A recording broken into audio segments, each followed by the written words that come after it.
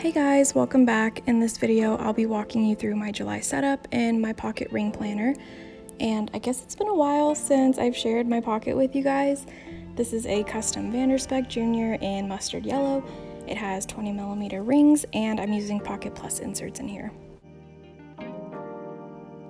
So first I'm taking out the receipts that I collected throughout the month of June. I won't be needing those.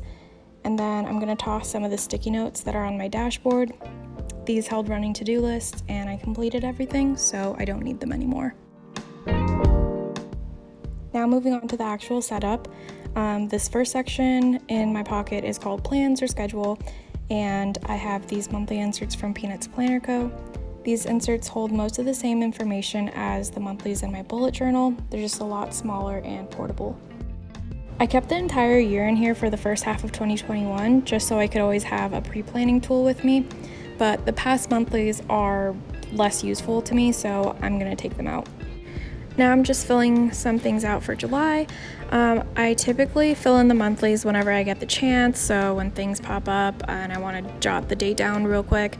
I don't typically leave it for a big setup session like this, but for the sake of this video, that's what I did. And I've mentioned it plenty of times on Instagram already, but in case you're not following along there, my pocket rings is actually more of a wallet and reference book now.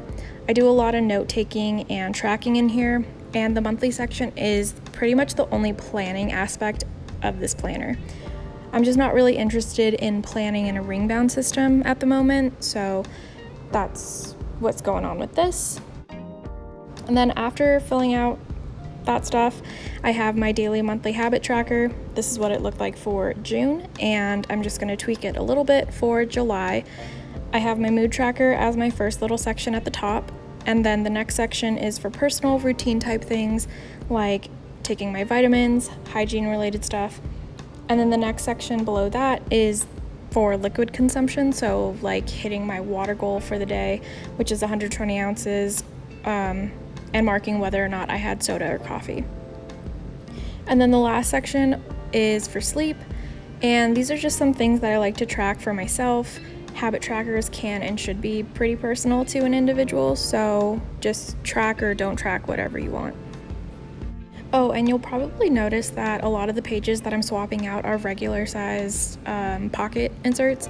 I switched to Pocket Plus in the middle of June and decided to wait until July to start swapping out some of the inserts. But even with that excuse out on the table, my inserts are still a mess, but I don't really mind it. So following that tracker is my cycle tracker. It's the only year-long tracker that I'm keeping in here. It's the only one that I find has actual value for me. And then the next section in my planner is called Personal, but it's pretty much just finance stuff for right now. I have a little sticky note tracker for when we get takeout and marking that. This is one of those things that I don't like have any goals or actions for it. It's just I want to see it and be mindful of it.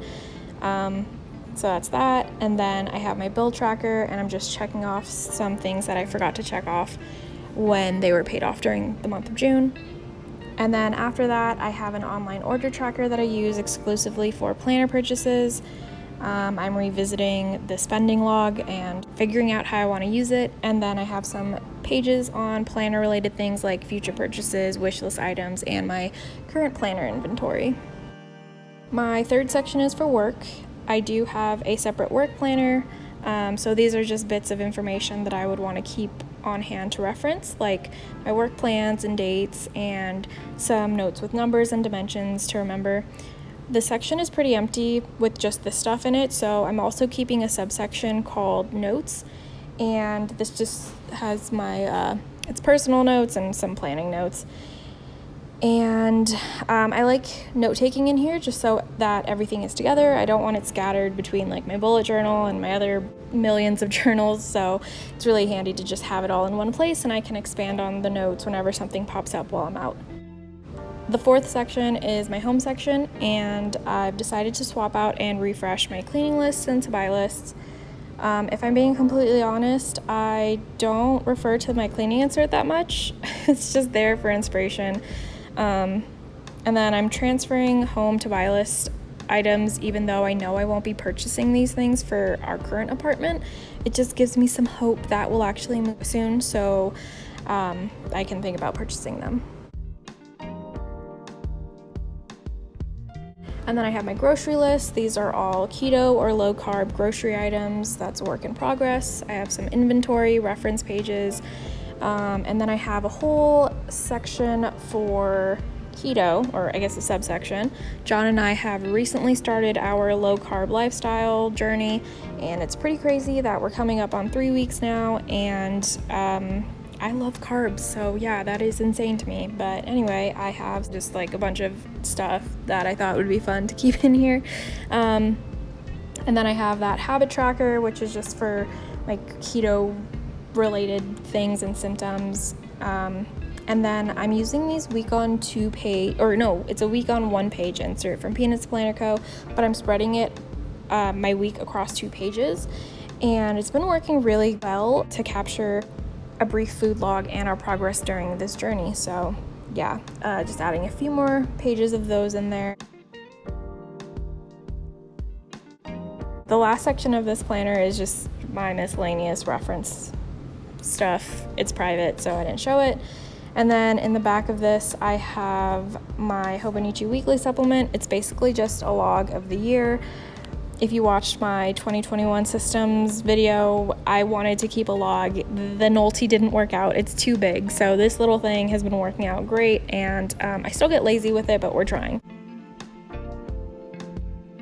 And then in the pockets, I just have some stickers, and I actually switched out some things after this video, just some things that I use often. And then I'm placing another sticky note just so that it's ready for when I have my running to-do list that I want to work on.